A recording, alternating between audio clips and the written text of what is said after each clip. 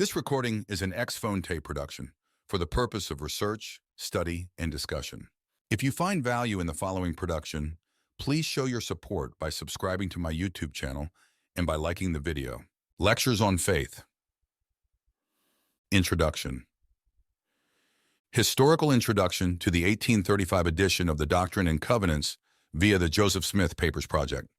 When Joseph Smith returned from Missouri to Ohio in August 1834, focus again turned to publishing the Revelations. In September, the Kirtland High Council appointed a committee consisting of Joseph Smith, Oliver Cowdery, Sidney Rigdon, and Frederick G. Williams to publish a work arranged from the items of the doctrine of Jesus Christ. This committee was assigned to draw from the Bible, Book of Mormon, and the revelations which have been given to the church up to this date. While a single volume containing excerpts from the Bible, Book of Mormon, and Revelation text was the original intention, the concept was later modified. As the bipartite title Doctrine and Covenants suggests, the new book was made up of two parts.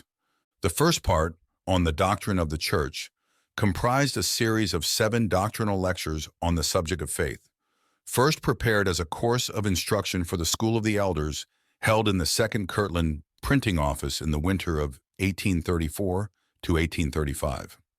Lecture 1 was contemporaneously published as a broadside, and Lectures 5 and 6 were published in the May 1835 issue of the Latter-day Saints Messenger and Advocate.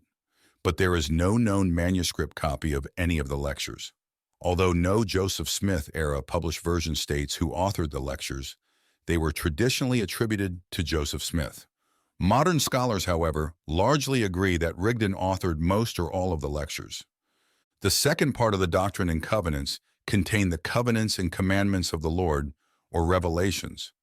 Inasmuch as the revelations made up the majority of the volume, and the volume's title indicated that the texts therein were carefully selected from the revelations of God, it is curious that the revelations were placed in the second part of the book.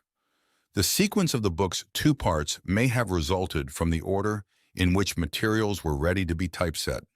Regardless, the revelations were considered to be of paramount importance, and the 1835 Doctrine and Covenants was the most important collection of revelations published to that point. Preface. To the members of the Church of the Latter-day Saints, dear brethren, we deem it to be unnecessary to entertain you with a lengthy preface to the following volume, but merely to say that it contains in short the leading items of the religion which we have professed to believe. The first part of the book will be found to contain a series of lectures as delivered before a theological class in this place, and in consequence of their embracing the important doctrine of salvation, we have arranged them into the following work. The second part contains items or principles for the regulation of the church, as taken from the revelations which have been given since its organization, as well as from former ones.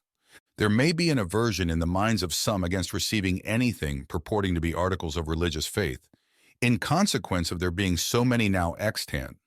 But if men believe a system and profess that it was given by inspiration, certainly the more intelligibly they can present it, the better. It does not make a principle untrue to print it, neither does it make it true not to print it. The Church, viewing this subject to be of importance, appointed through their servants and delegates the High Council, your servants to select and compile this work. Several reasons might be adduced in favor of this move of the council, but we only add a few words. They knew that the church was evil spoken of in many places, its faith and belief misrepresented, and the way of truth thus subverted. By some it was represented as disbelieving the Bible, by others as being an enemy to all good order and uprightness, and by others as being injurious to the peace of all governments, civil and political. We have therefore endeavored to present, though in few words, our belief, and when we say this, humbly trust the faith and principles of this society as a body. We do not present this little volume with any other expectation than that we are to be called to answer to every principle advanced, in that day when the secrets of all hearts will be revealed, and the reward of every man's labor be given him. With sentiments of esteem and sincere respect, we subscribe ourselves your brethren in the bonds of the gospel of our Lord Jesus Christ. Joseph Smith, Jr., Oliver Cowdery, Sidney Rigdon, F.G. Williams, Kirtland, Ohio, February 17, 1835.